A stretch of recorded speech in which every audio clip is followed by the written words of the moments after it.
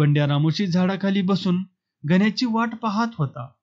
पण एकाएकी गावात झालेला गोंगाट ऐकून तो घाबरला. नि गण्याचा खून झाल्याची बातमी ऐकून त्याचे धाबेच दणाणले. नि त्यानं तिथून पळ काढला. त्यानं मागची धूळही पाहिली नाही. तो मनात म्हणत होता, ज्या लोकांनी गण्यासारखा डोंगर बुडवला त्यांना माझ्यासारख्या चिलट्याला चिरडायला किती वेळ लागणार आहे. आता आपला मृत्यू जवळ आला असून तो माझा पाठलाग करणार. आणि खरोखरच कित्येक माणसं भाले कुऱ्हाडी घेऊन बंड्याला हुडकीत होती. अगदी काटा शोधावा तद्वत शोधत होती. पण त्यावेळी बंड्या घरात नव्हता. तो डोंगरात जाऊन बसला होता. त्याला काही सुचत नव्हतं. त्याचं डोकं बधीर झालं होतं. आपल्याला ठार करायला लोक येत आहेत असा त्याला भास होत होता. नि तो क्षणोक्षणी दचकत होता. अंगावर झाडाचं पानही पडताच भयभीत होऊन पळणाऱ्या सशासारखी त्याची अवस्था झाली होती. नंतर तो तसाच पळत खिंडीकडे गेला नि त्यानं दुरूनच टेहळणी केली. गण्यानं जमा केलेले दरोडेखोर गण्या येत नाही. कदाचित तो उशिरानं येईल. आपण खिंडीत जावं असा विचार करून खिंडीत दबा धरून बसले होते. आणि गण्यानं येऊ नये असं त्यांना वाटत होतं. कारण 20-25 हजाराचा एवज त्यांना मिळणार होता. जर गण्या आला तर तो सर्व लुटीचा मालक होणार. नि तो जे देईल तेवढेच आपणाला घ्यावे लागणार असं सर्व दरोडेखोरांचं मत होतं. म्हणून ते सर्व गण्यानं येऊ नये असा देवाला नवस करीत होते. तो गण्या स्वर्गात जाऊन कधीच जुना पुराणात झाला आहे याची त्यांना दखलच नव्हती. काही दरोडेखोरांनी कामिरीची वाट रोखली होती. त्यांनी एका लवणात दडी मारली होती. मोहना आणि तिच्या अंगावरचे दागिने त्यांना लुटायचे. तिची गाडी अडवायची आणि अंगावरील दागिन्यासह तिला डोंगरात आणून गण्याच्या स्वाधीन करायची एवढी त्यांची कामगिरी होती. त्यांनाही गण्याचं वाटोळं झाल्याची बातमी कळली नव्हती. म्हणून तर ते इमाने इतबारे आपल्या कामावर रुजू झाले होते. संभाजीच्या दारात भव्य मांडव घातला होता. सर्व गाव तिथं झटत होता. करते कारभारी उगीच एकमेकावर खेकसत होते. एखाद्यानं किंचित जरी चूक केली तरी ते डोळे वटारीत होते. संभाजी नवरदेव झाला होता. तो गडबडीत होता. आज वजारड्याच्या खिंडीत आपली नवरी लुटली जाणार आहे याची त्याला मुळीच कल्पना नव्हती. बंड्यानं खिंडीत दबा धरून बसलेले दरोडेखोर पाहून हळूच पळ काढला. आता पाप करायचं नाही असं तो एकसारखा ओरडत होता. पळून पळून तो दमला नि एका झाडाखाली शांत बसला नि विचार करू लागला. लोक आपलाही जीव घेणार, सोडणार नाहीत. आणि मला तर मरायचं नाही. माझी 4 पोरं आहेत. मी मेल्यानंतर त्यांचं काय होईल? त्यांना अन्न कसं मिळेल? मला त्यांच्यासाठी तरी जगणं भाग आहे. पण कसं? मी गण्याची बंदूक वागवली. गण्यानं सारा खोरा लुटला. अनेक खून केले नि मी त्याचा दोस्त, जोडीदार म्हणून कुप्रसिद्ध झालो. गण्यानं मांस दिलं, दानं दिलं, लुटीतील काही रक्कमही दिली. पण एक भयंकर माणसाचा जोडीदार म्हणून लोकांनी माझ्यावर करडी कमान धरली. आज गण्या मारला गेला. आता माझी पाळी आहे. अगदी नक्की आहे.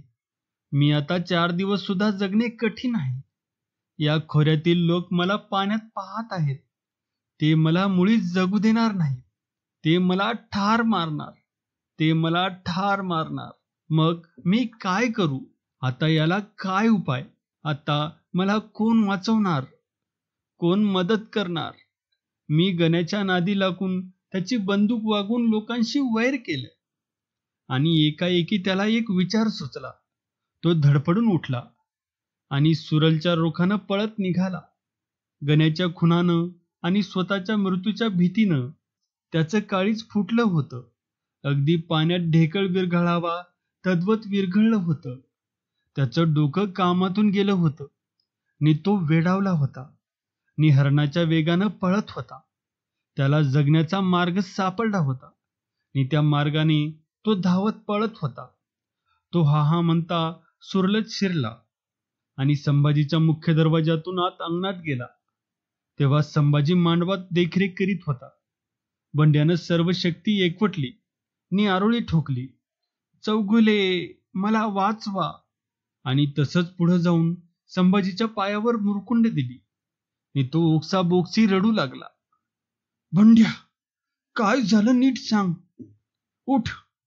संभाजी बोलला नि बंड्या मुलाप्रमाणे हुंदके देत म्हणाला, वाईज बाजूला चला, सारं सांगतो. संभाजी बंड्याला घेऊन गेला नि म्हणाला, सांग, काय भानगड आहे. आज गण्याचा खून झाला. बंड्या बोलला नि ते शब्द ऐकून संभाजीला आश्चर्याचा धक्का बसला. म्हणाला, बंड्या, हा खून कोणी केला. दत्तू बेंद्र्यानं. बंड्या उत्तरला. कधी केला. संभाजीनं विचारलं. सकाळी. बंड्यानं उत्तर दिलं. बरं, पुढं काय. नी तू का रडतोस. संभाजीनं विचारले. नि बंड्या म्हणाला, आता माझा बी खून करायचा असं माणसं बोलत्यात. आणि दुसरं असं की तुम्ही आता घाई करा. तुमचं वऱ्हाड लुटायसाठी गण्याची माणसं आल्या ती. काय म्हणतोस काय. संभाजीच्या काळजाचं पाणी झालं. नि त्यानं विचारलं, ती माणसं कुठं बसली आहेत.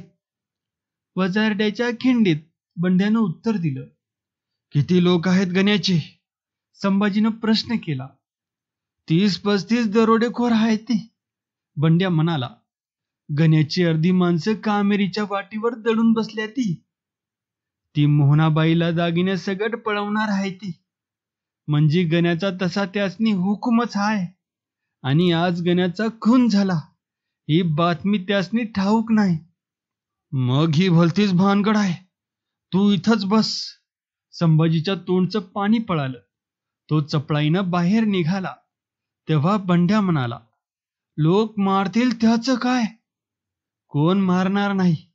असं म्हणून संभाजीने एका तरुणाला हाक मारली. तो जवळ येताच त्याला म्हणाला, हा बंड्या रामोशी आहे. त्यानं आज फार महत्वाची खबर आणली आहे. याला कोण मारील तर मारू देऊ नको. तू त्याच्या जवळ उभा राहा. आणि संभाजी गावात गेला. त्यानं थोड्याच वेळात 200 गडी तयार केले. हत्यारबंद 200 माणसांनी संभाजीचं अंगण गच्च भरलं. त्यात 12 बंदुका नि बंड्याकडची गण्याची बंदूकही घेऊन संभाजी धावत निघाला. त्यानं 60 गडी नि 4 बंदुका अशी एक तुकडी करून कामेरीच्या वाटानं रवाना केली. आणि 140 माणसं घेऊन स्वतः वजारड्याच्या खिंडीकडे धाव घेतली. तो धावत होता. त्याचे गावकरी धावत होते नि त्यांची हत्यारं धावत होती. कुऱ्हाडी, भाले, तलवारी या हत्यारावर पश्चिमेकडे झुकलेल्या सूर्याची किरणं चमकत होती. संभाजी बरोबर त्याचे विचारही धावत होते. तो मनात म्हणाला होता, मी खिंडीत पोहोचेपर्यंत वजारडेकरांचे वऱ्हाड खिंडीत येऊ नये, नाहीतर विपरीत प्रकार होईल. वऱ्हाड लुटले जाईल व जनावरांसारखी माणसं क्रूरपणा करतील. वऱ्हाडातील स्त्रियांना लुबाडतील, त्यांची अब्रू घेतील. वजारडेकरांची दौलत जाईल नि माझ्या अब्रूची लक्तर वाऱ्याला लागतील. ती गण्याची भुतावळ नवरीवर नक्कीच हात टाकणार. त्यामुळे ते मागं पुढं पाहणार नाही, कारण ती माणसासारखी दिसणारी जनावर आहेत. खिंड चढून जाताच संभाजीनं सर्व लोकांना एका दाट झाडीत बसवलं आणि तो एकटाच बंदूक घेऊन अगदी मांजराप्रमाणे पुढे गेला. तो कीर झाडीतून पुढं सरकत होता नि जागोजाग थांबून कानोसा घेत होता. पुन्हा बराच पुढे गेला नि मटकन खाली बसला. त्याच्यापासून थोड्याशा अंतरावर 30-40 दरोडेखोर दबा धरून बसले होते. त्यांचं सर्व लक्ष वजारड्याकडे लागलं होतं नि पाहत होते. संभाजी त्यांना पाहून तेथून परत फिरला आणि आपली माणसं घेऊन तो दरोडेखोराच्या पिछाडीवर ठाण मांडून बसला. खिंडीत निशब्दता नांदत होती. सर्वत्र वादळापूर्वीची शांतता पसरली होती नि वातावरण धगधगत होतं. तिथं कोणीच बोलत नव्हतं नि खोकत नव्हतं. दरोडेखोर वऱ्हाडाची वाट पाहत होते.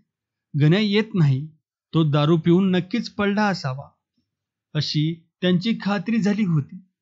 त्यांनी ठरवले होते की या खिंडीत वऱ्हाड लुटायचं नि असं इकडच्या इकडं पोबारा करायचा. गण्याला काहीच कळू द्यायचे नाही. आणि संभाजी विचार करीत होता, की वऱ्हाड खिंडीत आल्यानंतर दरोडेखोरांनी वऱ्हाडावर हल्ला केल्यास आपण त्यांच्यावर मारा करावा का आधीच करावा. शेवटी त्यानं स्वतःच निर्णय घेतला की वऱ्हाड आल्यानंतर आपण हल्ला चढविणे चुकीचे आहे. त्या दंगलीत आपल्या वऱ्हाडातील बायका मुलांची दानादान उडेल. त्यांना काहीच कळणार नाही. ती सैरावैरा पळतील. एवढ्यात गाड्यांच्या चाकाचा खडखडाट ऐकू येऊ लागला. बैलांच्या गळ्यातील चाळांचा नाद निनादू लागला. नि समोरचे दरोडेखोर उठले, तयार झाले. त्यांनी हत्यारं सरळ केली आणि संभाजीनं बंदूक लोड केली. नि मग सर्वच बंदुका तयार झाल्या. त्यांचे सेफ्टी कॅच उघडण्यात आले. नि लगेच संभाजीनं हल्ला चढवा अशी खून केली. नि एका दरोडेखोराच्या मागं एकाच वेळी नळी बंदुका गरजू लागल्या. त्यांनी ती खिंड हादरून गेली. पुढं असलेल्या दरोडेखोरात हाहाकार उडाला. काही दरोडेखोर धडाधड कोसळून पडले. संभाजीच्या बंदुकीने तर कहरच केला. एकूण एक दरोडेखोर भाजून काढा. संभाजीनं आरोळी ठोकली. वऱ्हाडाच्या गाड्या मध्येच थांबल्या होत्या. दरोडेखोरांनी स्वतःला सावरले होते आणि ते झाडाचे आश्रय घेऊन सुरलकरावर गोळीबार करत होते. सुरलकराच्या नळी बंदुका पुन्हा पुन्हा दणकत होत्या. पहिल्या फेरीत पडलेले दरोडेखोर खिंडीत गाडी मार्गावर धडपडून पडले होते. नि पुन्हा एक एक पडत होता. नि एक एक पळत होता.